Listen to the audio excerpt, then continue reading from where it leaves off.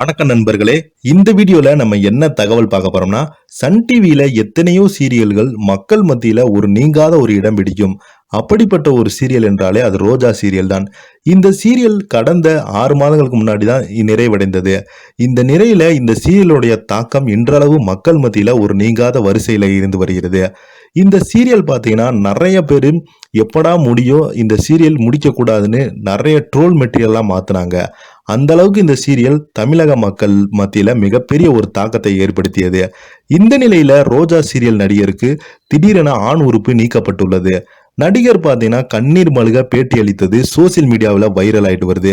வாங்க என்ன தகவல்னு இந்த வீடியோல முழுமையாக பார்த்து தெரிஞ்சுக்கலாம். அதுக்கு முன்னாடி நம்ம சேனலை சப்ஸ்கிரைப் பண்ணாதவங்க எல்லாம் சப்ஸ்கிரைப் பண்ணிக்கோங்க. பெல் பட்டன் சிம்பிள் அமைக்கி நம்ம சேனலோட நோட்டிபிகேஷனை எனபிள் பண்ணிக்கோங்க. நாங்க போடுற வீடியோ பார்த்தீங்கன்னா உங்களுக்கு உடனுக்குடனே வந்து சேரும். வாங்க என்ன தகவல்னு இந்த வீடியோல பார்த்து தெரிஞ்சுக்கலாம். ரோஜா சீரியல் நடிகருக்கு திடீரென ஆண் உறுப்பு நீக்கம். நடிகர் கண்ணீர் மல்க பேட்டி. சன் டிவியில் ஒளிபரப்பான ரோஜா சீரியல் மிக முக்கியமான ரோலில் நடித்தவர் தான் நடிகர் சக்கரவர்த்தி அவர்கள். சமீபத்தில் இவர் பாலினத்தன் என்ற சான்றிதழையும் பெற்று வருகிறார். இந்த நிலையில் பேட்டி ஒன்றில் கலந்து கொண்ட சக்கரவர்த்தி அவர்கள், ஆரம்பத்திலிருந்து எனக்கு பல உடல்நிலை பிரச்சனைகள் வந்திருந்தாலும் 38 வயதில் நான் பாலினத்தவர் என்று தெரிய வந்தது. எனக்கு இப்போது ஆண் உறுப்பை ஆபரேஷன் செய்து அகற்றப்பட்டிருக்கிறது. இதனால் பல இன்னல்கள் இருக்கிறது. இன்னும் இருக்கும் நாட்களில் நல்லபடியாக வாழ்ந்துவிட்டு போய்விட வேண்டும் என்று நினைக்கிறேன் என்று அந்த பேட்டியில கண்ணீர் மல்க பேசியிருந்தது சோசியல் மீடியாவில் இப்போது வைரலாகி வருகிறது.